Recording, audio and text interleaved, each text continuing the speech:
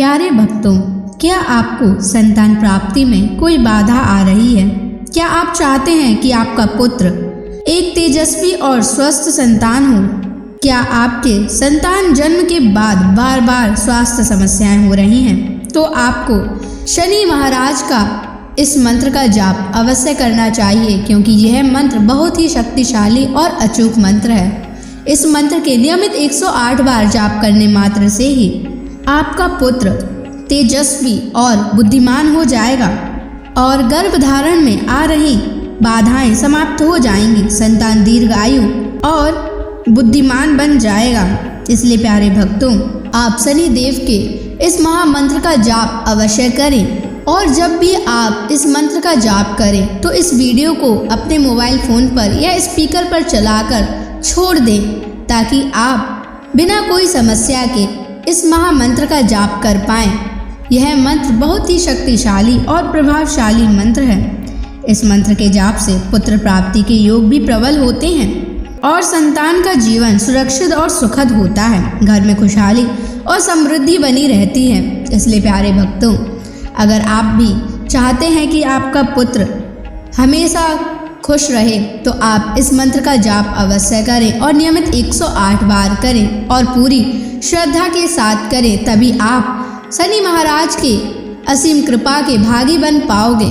और अगर आप शनि देव का आशीर्वाद प्राप्त करना चाहते हैं तो इस वीडियो को लाइक और चैनल को सब्सक्राइब जरूर कर दीजिए और कमेंट बॉक्स में जय शनि महाराज अवश्य लिख दीजिए। तो चलिए भक्तों, मंत्र का जाप करना प्रारंभ करते हैं। ओम ह्रीं श्रीं क्लीं शन शनैश्चराय महाक्रूराय नमः। ओम ह्रीं श्रीं क्लीं शन शनैश्चराय महाक्रूराय नमः। ओम ह्रीं श्रीं क्लीं शन शनैश्चराय महाक्रूराय नमः। ओम ह्रीं श्रीं क्लीं शन शनैश्चराय महाक्रूराय नमः। ओम ह्रीं श्रीं क्लीं शन शनैश्चराय महाक्रूराय नमः। ओम ह्रीं श्रीं क्लीं शन शनैश्चराय महाक्रूराय नमः। ओम ह्रीं श्रीं क्लीं शन शनैश्चराय महाक्रूराय नमः। ओम ह्रीं श्रीं क्लीं शन शनैश्चराय महाक्रूराय नमः। ओम ह्रीं श्रीं क्लीं शन शनैश्चराय महाक्रूराय नमः। ओम ह्रीं श्रीं क्लीं शन शनैश्चराय महाक्रूराय नमः। ओम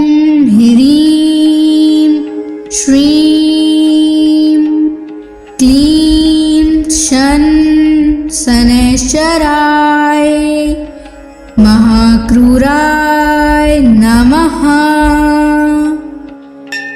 ॐ ह्रीं श्रीं क्लीं शनैश्चराय महाक्रूराय नमः।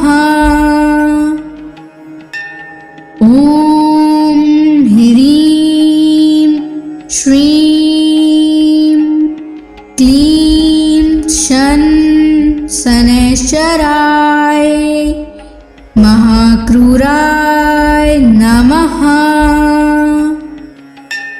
ॐ ह्रीं श्रीं क्लीं शनैश्चराय महाक्रूराय नमः।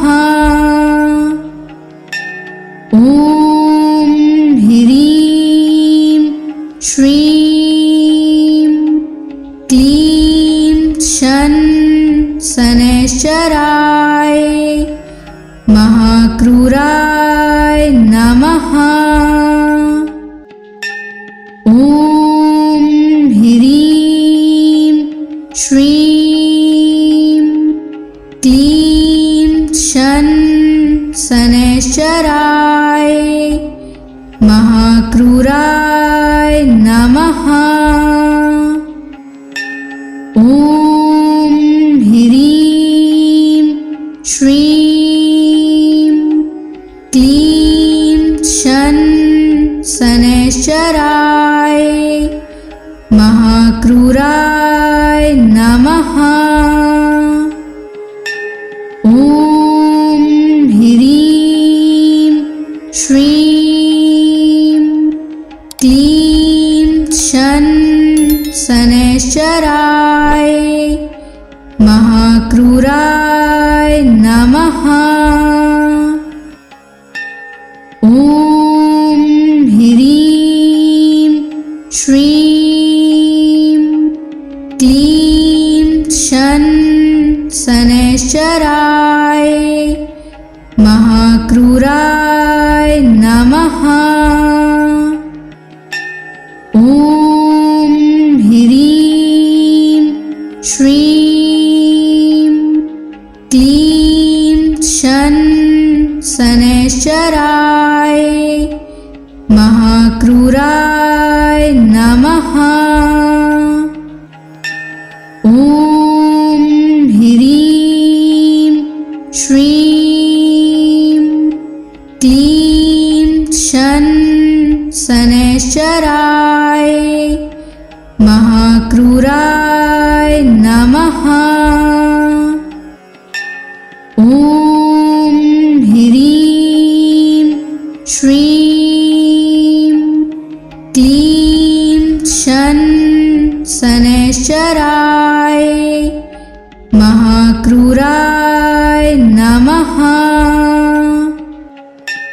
ॐ ह्रीं श्रीं क्लीं शनैश्चराय महाक्रूराय नमः।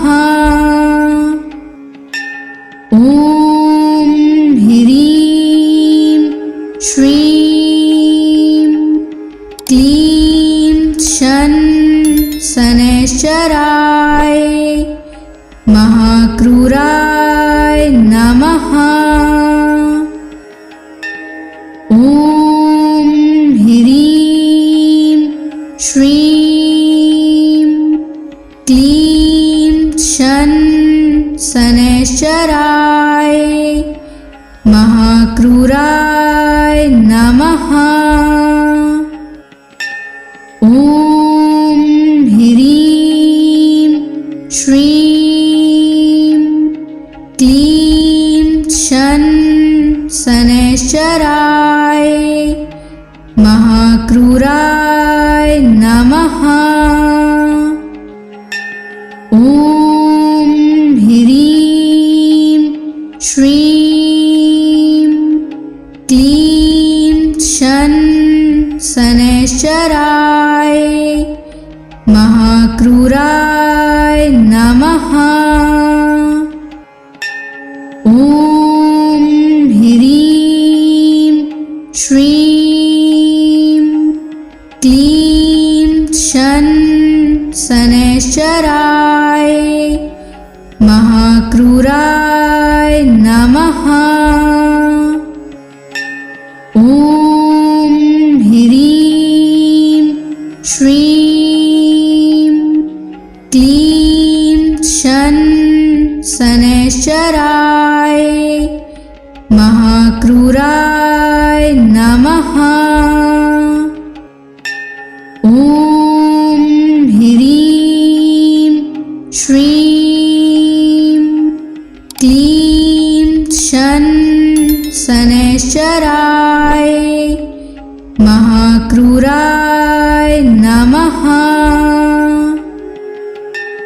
ॐ ह्रीं श्रीं क्लीं शन शनैश्चराय महाक्रूराय नमः। ॐ ह्रीं श्रीं क्लीं शन शनैश्चराय महाक्रूराय नमः। ॐ ह्रीं श्रीं क्लीं शन शनैश्चराय महाक्रूराय नमः। ॐ ह्रीं श्रीं क्लीं शन शनैश्चराय महाक्रूराय नमः। ॐ ह्रीं श्रीं क्लीं शन शनैश्चराय महाक्रूराय नमः। ॐ ह्रीं श्रीं क्लीं शन शनैश्चराय महाक्रूराय नमः। ॐ ह्रीं श्रीं क्लीं शन शनैश्चराय महाक्रूराय नमः। ॐ ह्रीं श्रीं क्लीं शन शनैश्चराय महाक्रूराय नमः। ॐ ह्रीं श्रीं क्लीं शन शनैश्चराय महाक्रूराय नमः। ॐ ह्रीं श्रीं क्लीं शन शनैश्चराय महाक्रूराय नमः। ॐ ह्रीं श्रीं क्लीं शन शनैश्चराय महाक्रूराय नमः। ॐ ह्रीं श्रीं क्लीं शन शनैश्चराय महाक्रूराय नमः। ॐ ह्रीं श्रीं क्लीं शन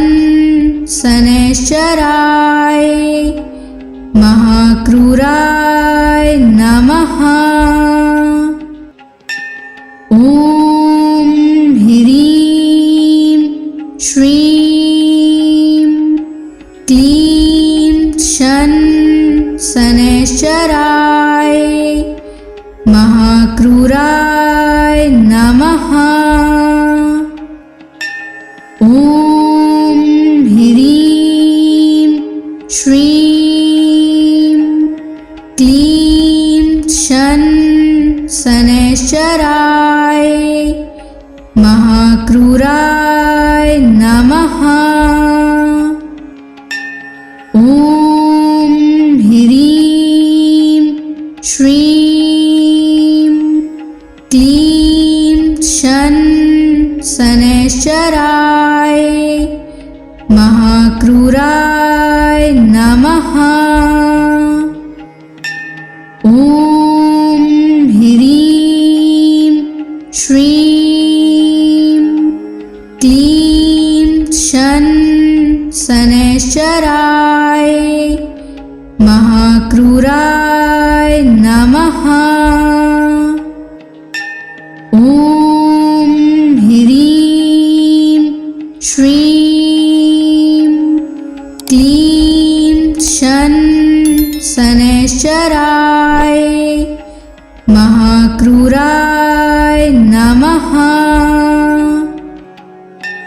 ॐ ह्रीं श्रीं क्लीं शन शनैश्चराय महाक्रूराय नमः।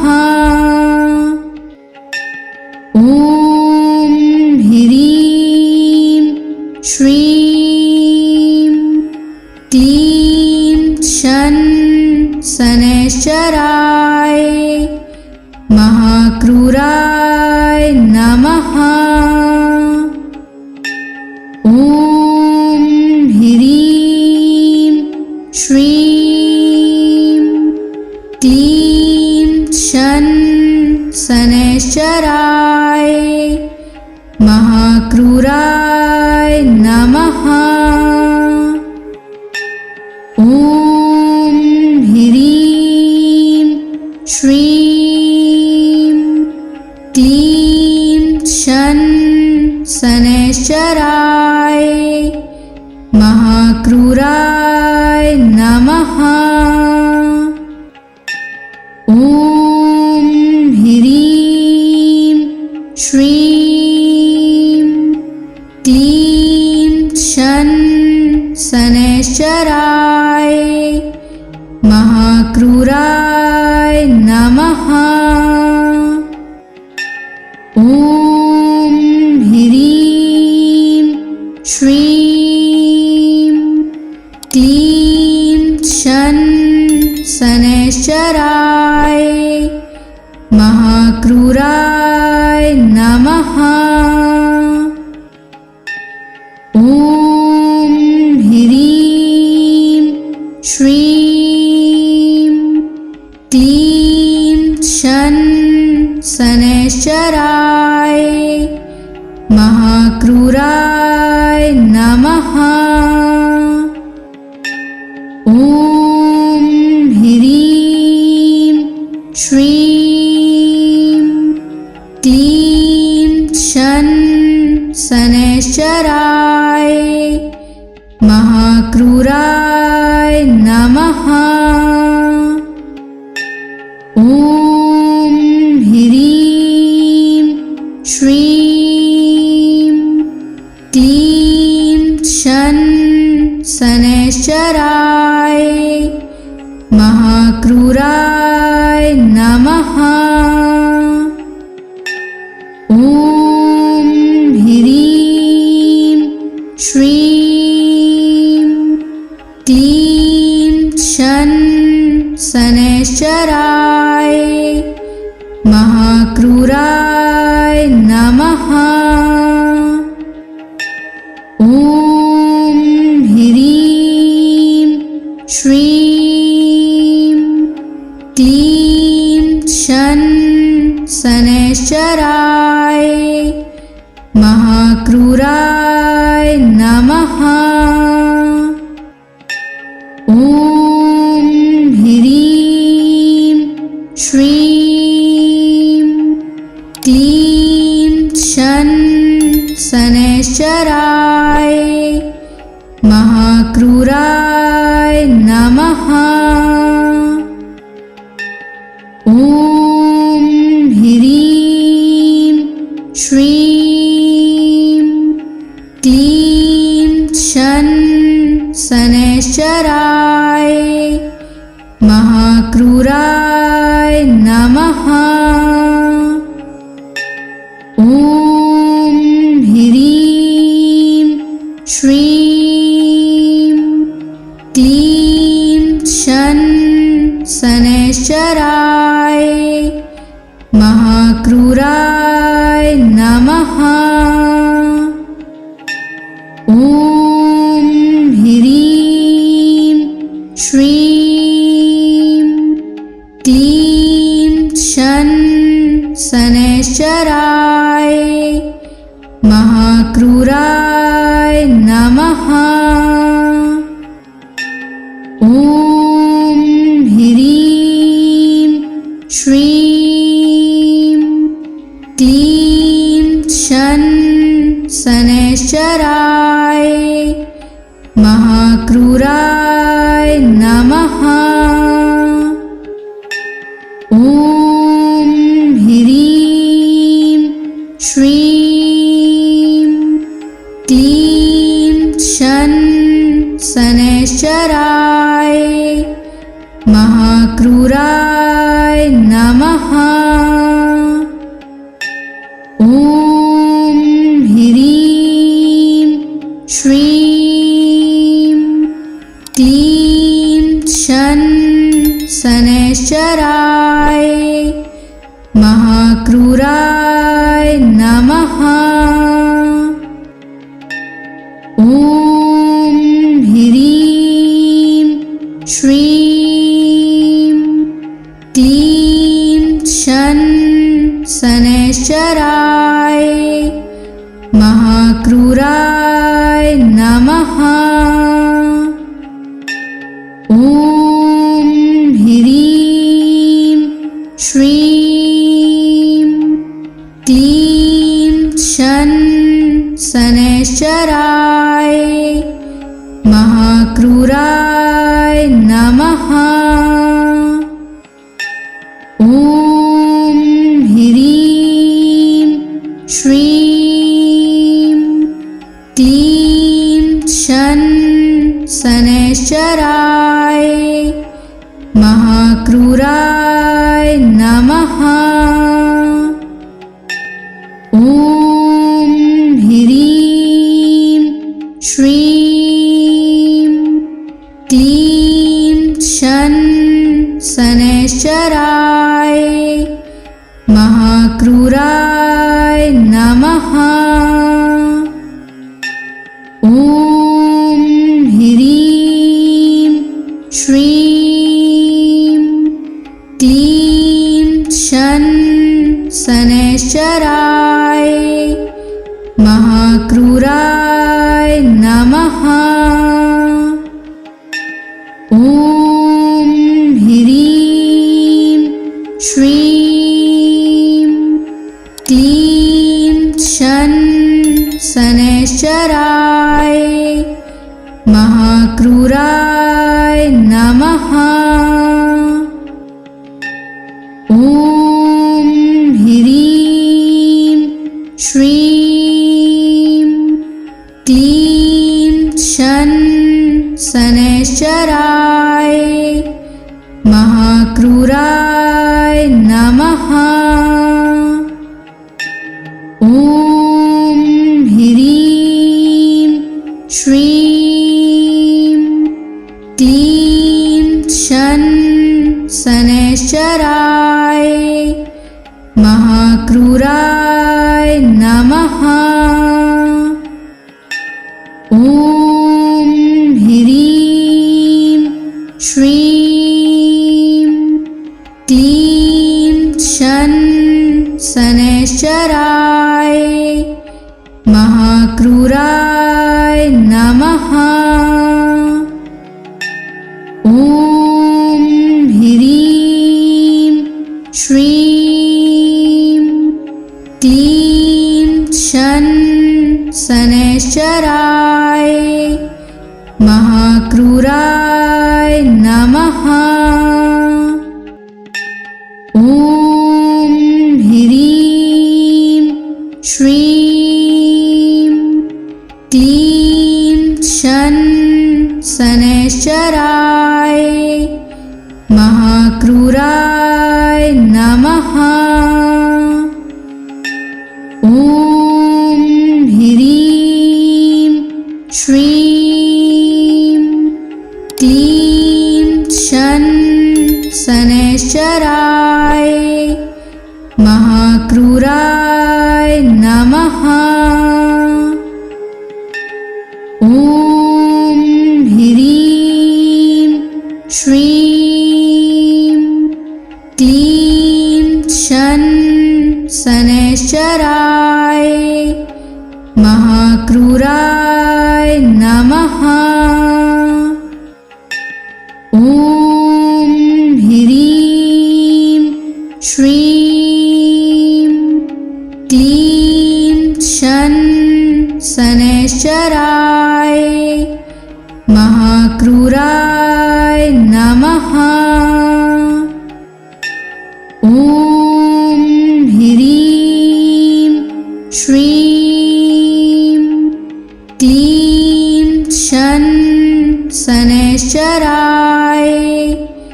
महाक्रूराय नमः। ॐ ह्रीं श्रीं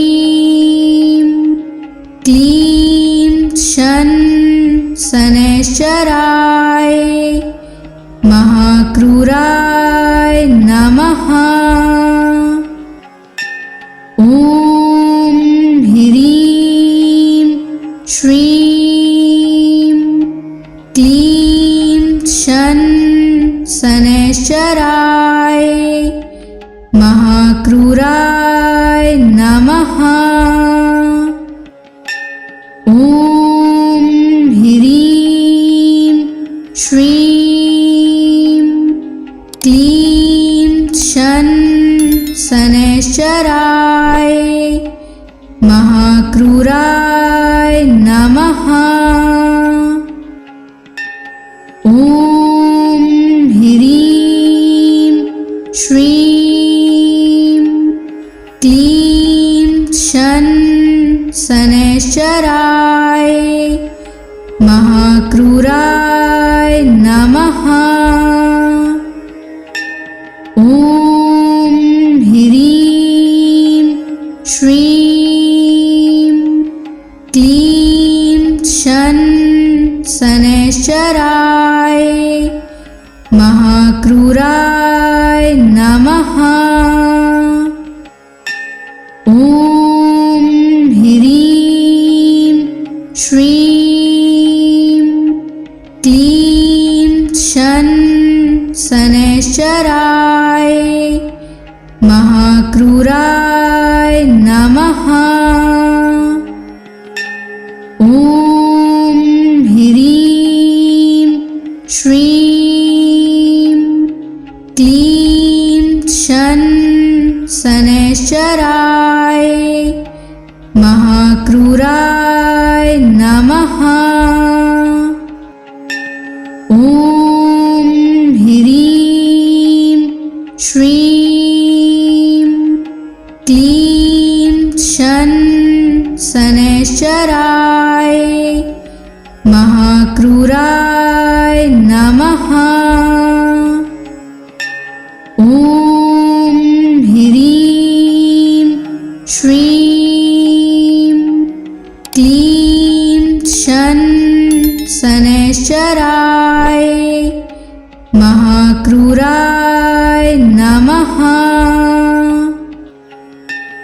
ॐ ह्रीं श्रीं क्लीं शन शनैश्चराय महाक्रूराय नमः।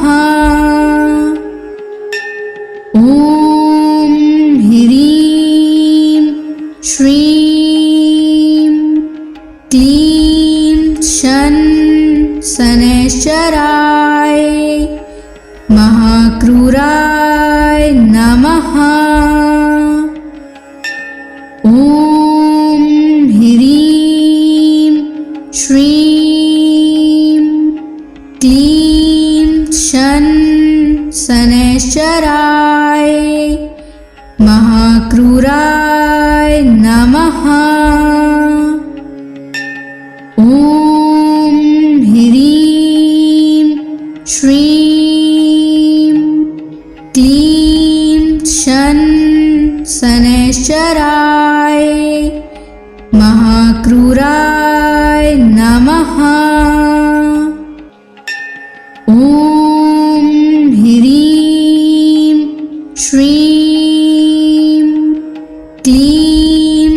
शन शनैश्चराय महाक्रूराय नमः।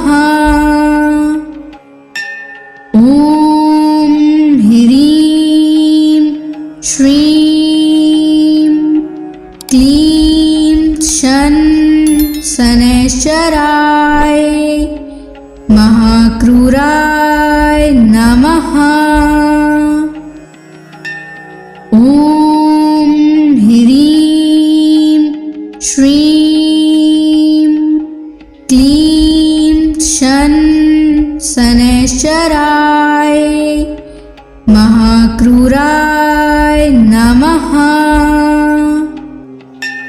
ॐ ह्रीं श्रीं क्लीं शन शनैश्चराय महाक्रूराय नमः।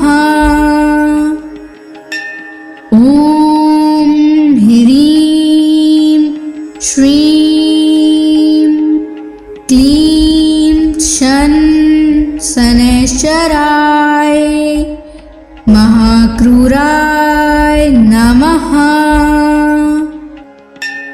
ॐ ह्रीं श्रीं क्लीं शन शनैश्चराय महाक्रूराय नमः। ॐ ह्रीं श्रीं क्लीं शन शनैश्चराय महाक्रूराय नमः। ॐ ह्रीं श्रीं क्लीं शन शनैश्चराय महाक्रूराय नमः। ॐ ह्रीं श्रीं क्लीं शन शनैश्चराय महाक्रूराय नमः। ॐ ह्रीं श्रीं क्लीं शन शनैश्चराय महाक्रूराय नमः। ॐ ह्रीं श्रीं क्लीं शन शनैश्चराय महाक्रूराय नमः। ॐ ह्रीं श्रीं क्लीं शन शनैश्चराय महाक्रूराय नमः। ॐ ह्रीं श्रीं क्लीं शन शनैश्चराय महाक्रूराय नमः। ॐ ह्रीं श्रीं क्लीं शन शनैश्चराय महाक्रूराय नमः। ॐ ह्रीं श्रीं क्लीं शन शनैश्चराय महाक्रूराय नमः। ॐ ह्रीं श्रीं क्लीं शन शनैश्चराय महाक्रूराय नमः। ॐ ह्रीं श्रीं क्लीं शन शनैश्चराय महाक्रूराय नमः। ॐ ह्रीं श्रीं क्लीं शन शनैश्चराय महाक्रूराय नमः। ॐ ह्रीं श्रीं क्लीं शन शनैश्चराय महाक्रूराय नमः। ॐ ह्रीं श्रीं क्लीं शन शनैश्चराय महाक्रूराय नमः। ॐ ह्रीं श्रीं क्लीं शन शनैश्चराय महाक्रूराय नमः। ॐ ह्रीं श्रीं क्लीं शन शनैश्चराय महाक्रूराय नमः। ॐ ह्रीं श्रीं क्लीं शन शनैश्चराय महाक्रूराय नमः। ॐ ह्रीं श्रीं क्लीं शन शनैश्चराय महाक्रूराय नमः। ॐ ह्रीं श्रीं क्लीं शन शनैश्चराय महाक्रूराय नमः। ॐ ह्रीं श्रीं क्लीं शन शनैश्चराय महाक्रूराय नमः। ॐ ह्रीं श्रीं क्लीं शन शनैश्चराय महाक्रूराय नमः। ॐ ह्रीं श्रीं क्लीं शन शनैश्चराय महाक्रूराय नमः। ॐ ह्रीं श्रीं क्लीं शन शनैश्चराय महाक्रूराय नमः। ॐ ह्रीं श्रीं क्लीं शन शनैश्चराय महाक्रूराय नमः। ॐ ह्रीं श्रीं क्लीं शन शनैश्चराय महाक्रूराय नमः। ॐ ह्रीं श्रीं क्लीं शन शनैश्चराय महाक्रूराय नमः। ॐ ह्रीं श्रीं क्लीं शनैश्चराय महाक्रूराय नमः। ॐ ह्रीं श्रीं क्लीं शनैश्चराय महाक्रूराय नमः। ॐ ह्रीं श्रीं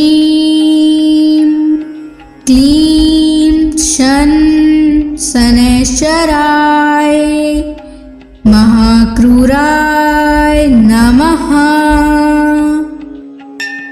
ॐ ह्रीं श्रीं क्लीं शनैश्चराय महाक्रूराय नमः। ॐ ह्रीं श्रीं क्लीं शनैश्चराय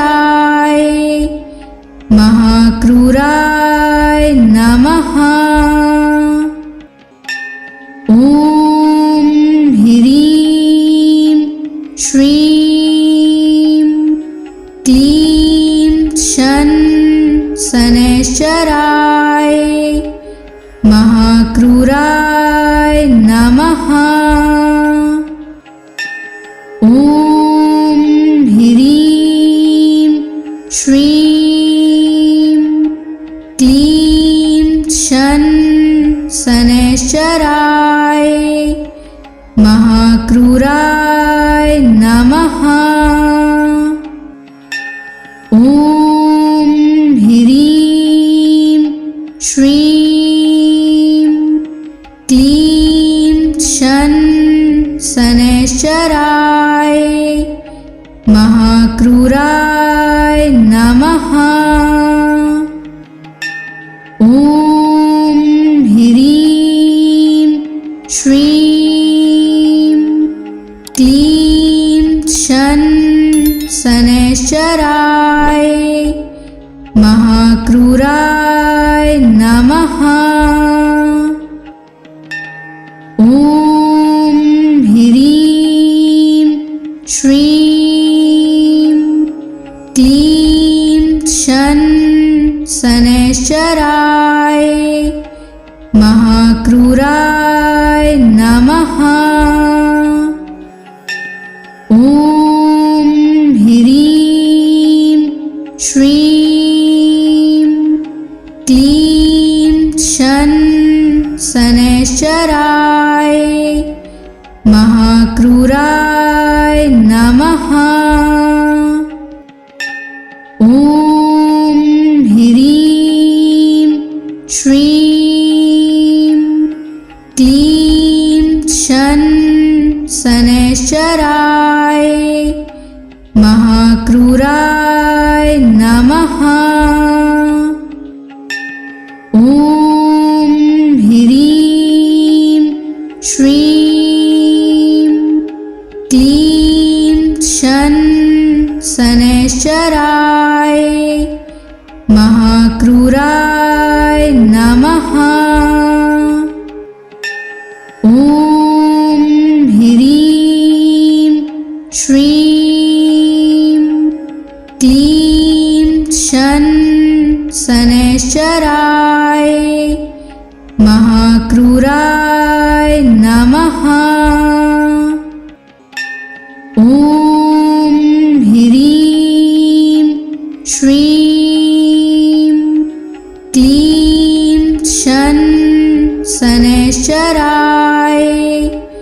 महाक्रूराय नमः। ॐ ह्रीं श्रीं क्लीं शनैश्चराय महाक्रूराय नमः। ॐ ह्रीं श्रीं क्लीं शनैश्चराय महाक्रूराय नमः। ॐ ह्रीं श्रीं क्लीं शनैश्चराय महाक्रूराय नमः। ॐ ह्रीं श्रीं क्लीं शनैश्चराय महाक्रूराय नमः। ॐ ह्रीं श्रीं क्लीं शनैश्चराय महाक्रूराय नमः। ॐ ह्रीं श्रीं क्लीं शनैश्चराय महाक्रूराय नमः। ॐ ह्रीं श्रीं क्लीं शनैश्चराय महाक्रूराय नमः। ॐ ह्रीं श्रीं क्लीं शनैश्चराय महाक्रूराय नमः। ॐ ह्रीं श्रीं क्लीं शनैश्चराय महाक्रूराय नमः। ॐ ह्रीं श्रीं क्लीं शनैश्चराय महाक्रूराय नमः। ॐ ह्रीं श्रीं क्लीं शनैश्चराय महाक्रूराय नमः। ॐ ह्रीं श्रीं क्लीं शनैश्चराय महाक्रूराय नमः। ॐ ह्रीं श्रीं क्लीं शनैश्चराय महाक्रूराय नमः। ॐ ह्रीं श्रीं क्लीं शनैश्चराय महाक्रूराय नमः। ॐ ह्रीं श्रीं क्लीं शनैश्चराय महाक्रूराय नमः। ॐ ह्रीं श्रीं क्लीं शनैश्चराय महाक्रूराय नमः। ॐ ह्रीं श्रीं क्लीं शनैश्चराय महाक्रूराय नमः।